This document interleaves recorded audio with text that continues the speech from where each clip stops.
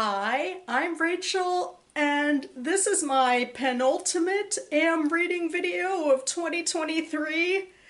I don't have a better title for it, really, given where it is in the year. The craziest thing about it probably is my belief that I can squeeze in another one past this, given how advanced the data is now, but that's my intention, that I'll actually have something new to say beyond this in a couple of days. But yeah, that's where I am, being overly hopeful, I suppose, about rushing through the rest of my reading list before the end of the year. Or I don't know, I don't have to be so negative about it all. Hopefully I will have interesting things to say, and let's, come back to now where I do have some books that I can share with you. The first thing I'll do in my penultimate 2023 AM reading video is share the final fiction offering in this literary journal, the Iowa Review, the summer 2022 edition that I've been reading from these past few months. And this final piece is called Solastalgia by Lindsey. Actually, I have one of her novels on my TBR, so that's kind of intriguing.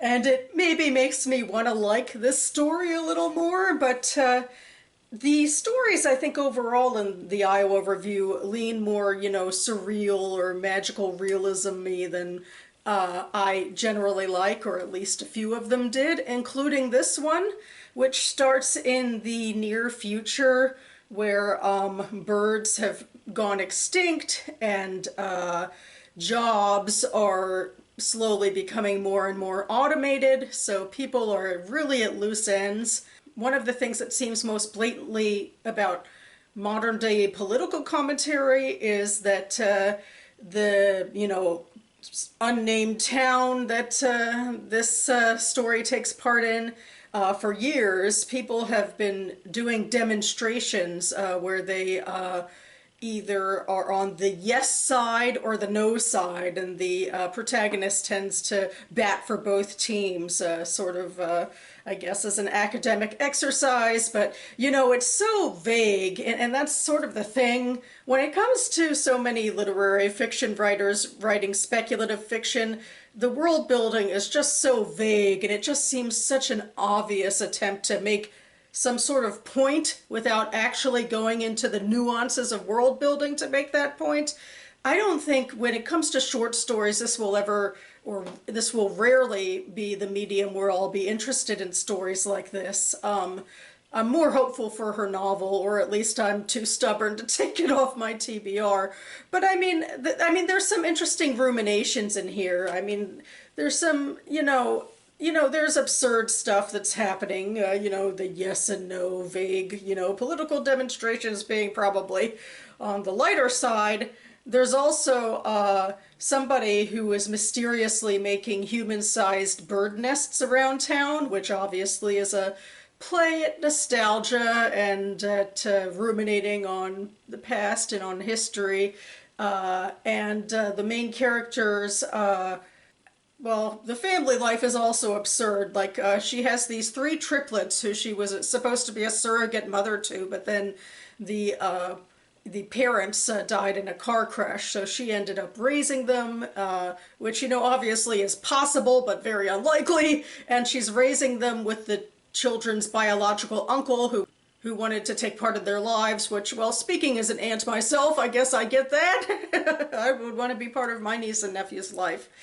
So anyway, this man, Uri, who is the uncle who she lives with, he is writing this sort of retelling of Daedalus and Icarus and flying too close to the sun, and like sort of trying to relay that to the extinction of birds and that sort of thing. And there's a couple of segments in here where the narrative turns into screenwriting dialogue notes, like the triplets ask this and the main character answers that. And so yeah, it's not really my thing. I respect some of the narrative rumination on the main character does, despite the bleakness of the realities, like she's getting phased out of a job, giving it to an automatron, and there's no more birds, and that's distressing, and the town is embroiled in what seems like pretty meaningless political disputes all the time. But the main character does end up thinking a bit about trying to think of hope and what she'd like for the world, and she does actually meet the man who's making the human-sized nests, which seem to at least be providing some sort of like emotional connection for the main character and a couple other people in town. The optimistic part of this story for me is, I guess, trying to find the best in negative situations, and the negative parts for me are, the shoddy world building, and these stories in general seem to have, sort of a cynical take on the future all the time that's just sort of embroiled into them. And if you want to be cynical about the future and dystopian, at least, give me something more intriguing to chew on. And I hope I can find that in her novel. We'll see whenever I get to it, if I get to it. But speaking of novels I did get to, I'm continuing with my Geraldine Brooks author backlist reading project with March, her second published novel, winner of the Pulitzer Prize, in fact, and Little Women fan fiction, which is kind of fun and exciting in and of itself. Geraldine Brooks tends to write historical fiction that takes a lot of inspiration from real life events, and then this one, I guess, is her first taking fictional life events, although actually Little Women, in fact, is very much based on Louisa May Alcott's actual life, so some of it is actually based, I think, on real history.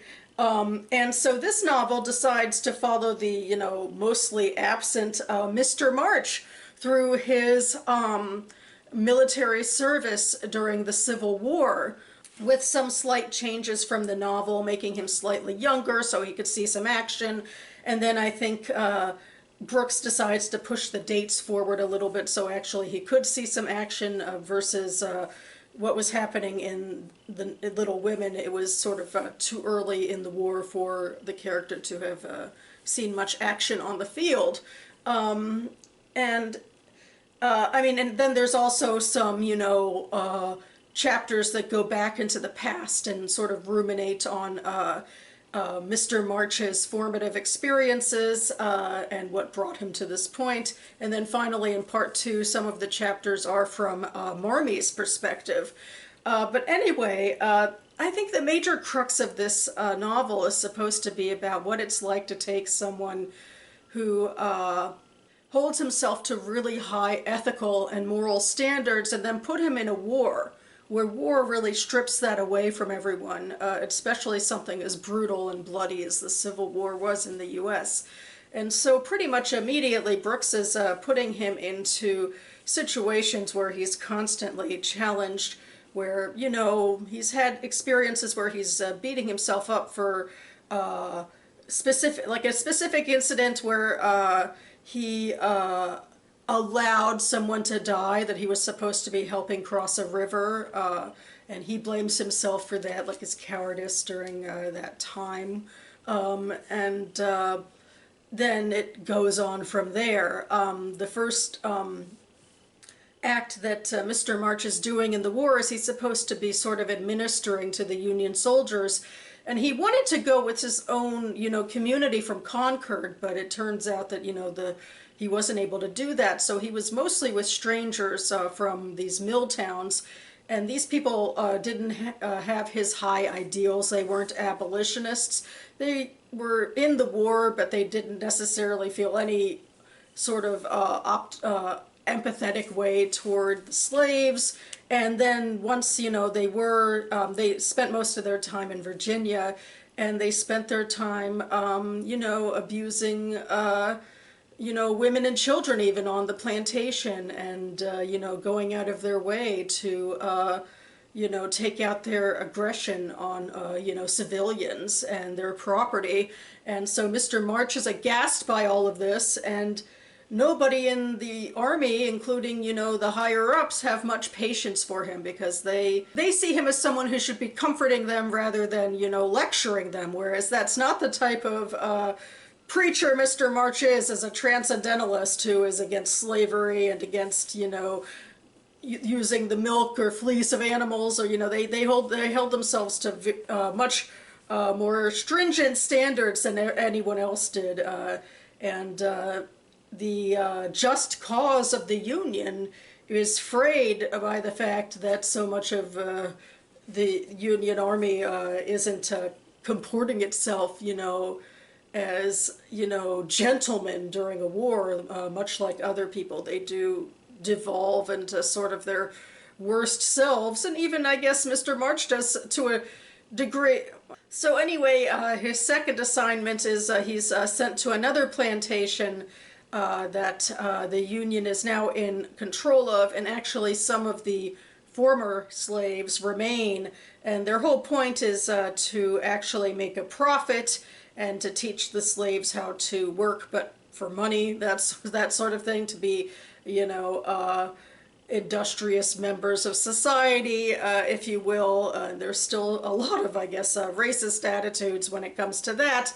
And the man who's overseeing that plantation, Mr. Concord, he doesn't treat these former enslaved people with as much, you know, sympathy as Mr. March would like. In fact, some of his treatment is almost entirely the same as when they were enslaved.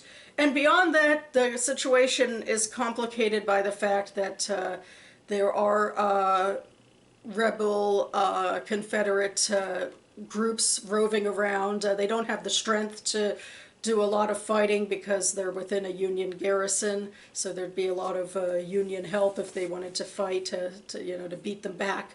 But even some of the freed slaves are part of that, and that's something that frustrates Mr. Concord, that some of the black people are like willingly helping the Confederacy. So, you know, the situation is slightly more complicated than it seems. And so, like, every time it seems like Mr. March is trying to demand that people live to his stringent morals, there's always something that makes that complicated and makes things stand in the way, and war is continuing to wage. We're still, like, in the early years of the war. So, yeah, otherwise, there's some letters he sends to Marmee and the girls that he very deliberately edits so that, you know, it doesn't go into any of his own dismay about the situations he's part of and his own conduct, even, except to, like, you know, paint the rosiest of pictures that you can. You know, he's trying to protect them, and I guess also protect himself and his own image about what's happening. You know, I found it a little jarring to read this book, actually. I guess because I'm so stuck in the 1994 movie, and even the book, I know to a certain degree, is very sort of whitewashed and, like, moralistic. And the movie also seems relatively contained. I mean, I know Joe has fiery feelings and Marmee stands up for some convictions and the other daughters do too, but it's relatively small and contained, I feel like, and nobody really goes off the handle. Nobody about their emotions, and nobody certainly is dealing with the realities of the war, because in Little Women we're not in the war directly. So it was a little jarring for me to, like, deal with this, you know, these strong feelings and this trauma and this postpartum depression and everything that was happening that both Mr. March and later Marmee were dealing with in the war and in the hospital in Washington, D.C.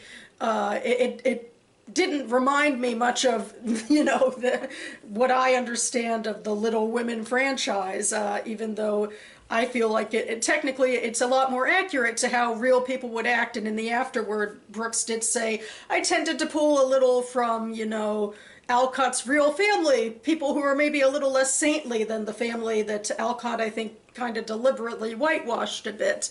But it made it jarring, but, like, I can't kind of hold it against the book in a way, and I feel like there's just, I mean, you know, it won the Pulitzer, and if it won the Pulitzer, I don't know if it's just for nostalgia's sake, or it might be because of, you know, the questions that Brooks is forcing onto these characters. Like, you're trying to be so moral, but war is awful. And, you know, there's a lot in here. I mean, the Civil War in America is arguably the most just war we have. I mean, the war to end slavery. I mean, there's not much cause that's more just than that. But even in those situations, there is so much death and despair, and nobody always acts with honor all of the time. So that's what she's trying to force onto these characters who have such high moral convictions, is that the world around them can be brutal and complicated sometimes. And at the end, Mr. March really has to force himself out of his depression to see, like, you know, you have to find a reason to live and to keep going, and to forgive yourself, or at least, you know, find a way to, you know, make some sort of amends in your life and move on, because you can't, you know, the horrible things that happened, you can't always fix them. So that stuff was pretty intriguing. It doesn't make for a fuzzy, happy ending the way, especially the movie ended with Joe and the book and the marriage. But I do think this was largely compelling. I guess I would say, I don't know if we needed Marmee. I don't know. In a way, I found her part a little. I mean, I don't know if we needed her contribution. It was a little, you know, it took you out of this, you know, the general thrust of the story with Mr. March to sort of have some of the chapters like randomly given to her. But other than that, yeah, this was, and even with that, everything was very compelling in this book. Next, I'll talk about the audiobook I'm reading. I'm about 2/3 of the way through. This is Swordcatcher by Cassandra Clare. So this is Clare's first foray into adult fiction, and I think one of her first times away from the Shadowhunter world, if not her first time. I know there's a lot of prolific shadowhunting writing behind her, but I was really intrigued. I figured I'd never read Cassandra Clare, but then a couple of months ago, this book came out, which I heard about because she wrote an essay for the Jewish Book Council where she was talking about Jewish influences for her fantasy project. Anyway, I'll link that down below, and those are kind of the magical words for me that I kind of, I've been gobbling up as much Jewish-inspired fantasy as I can. I'm also trying to write a novel of that sort, and I think, crazily enough, this might be my favorite that I've read so far. I was not expecting this, but I'm really intrigued by what she's doing. There's a lot of rich world building. I think it's the sort of thing where some people, you know, don't like how much world building there is, and want to get to more plot more quickly. And in fact, when it comes to the plot, I'm interested, but I kind of, you know, I'm not, you know, necessarily I'm not as invested in that as the like little details on the side, I think. But anyway, this story takes place in this secondary world that kind of has a slightly medieval European feel, although there's a lot of different cultures in it. It's not like as wholly European as a lot of other fantasy. We're in this city called Castellane, which is used to be part of an empire, and now the empire is broken off into different city-states that are, you know, trying to interact with one another, and do, you know, and divvy up trade and that, all that sort of stuff. And then we're also deep into the politics of Castellane, which is ruled by a monarch, but also some noble families that hold titles to different you know, trading pursuits and that sort of thing. You know, the thing is with this world building, I think a lot of the details can go over my head sometimes because there's so many of them, but oh, I just love how rich and deep it feels. But anyway, we are following two characters. One of them, Kel, is a young boy who's plucked off of the streets, as an orphan. He was going to have a very obscure and mean little life, but he has a passing resemblance to the prince, so they decided that he should, you know, that he should be the sword catcher of the prince, which is basically a bodyguard. He's been trained to be this physical bodyguard for the prince, but he also steps in for the prince when the danger seems too great for the prince to be in public functions. So Kel looks enough like the prince, and he has this magical amulet from one of the advisors that helps out even more. That so the peasants and even most of the nobles, it seems, can't always tell the difference. Although technically, for most of the time, Kel is understood to be the prince's cousin who is always with him, and that's how the noble set understand him, generally speaking. But technically, the sword catcher thing is supposed to be a secret. It's a little bit of a niggle, like I'm not sure if it fully works that the nobles aren't aware, but anyway, it's a small quibble. So we're following Kel and into, I guess they're in their early 20s now, and things are heating up with Connor is of a marriageable age, and what is this going to mean on the global political scale? And then the second character we're following is this physician named Lynn. She is Askari, or the Jewish person of the story, or the main character who is Jewish. There's more characters who are Askari, I should say. They live in a ghettoed area, which is very akin to a lot of especially European medieval culture, and called the Salt, because a major part of the backstory of this world is that there used to be magic everywhere, and then there was this sundering where magic was largely removed from the world, except the Askari can kind of use a mean form of it for healing. And so it's like a mixture of low magic and science that like Lynn and other physicians are using. And Lynn is sort of questionably a physician, because the Askari culture is a little patriarchal when it comes to these things, and the government and the leader of the Askari wouldn't have wanted her to be a physician, and it was sort of a big deal that she's kind of sort of allowed to be one, and also she just happens to be really good at what she does, except she also has come across a magical item that may be helping her out a little more, and she's trying to research into that, especially because she has a friend who is deathly ill and she can't seem to help her otherwise. And she comes across Kel. Kel is mistaken for the prince at one point and beaten within an inch of his life, and so she's brought in to try and help heal him. So that's how they start to cross paths.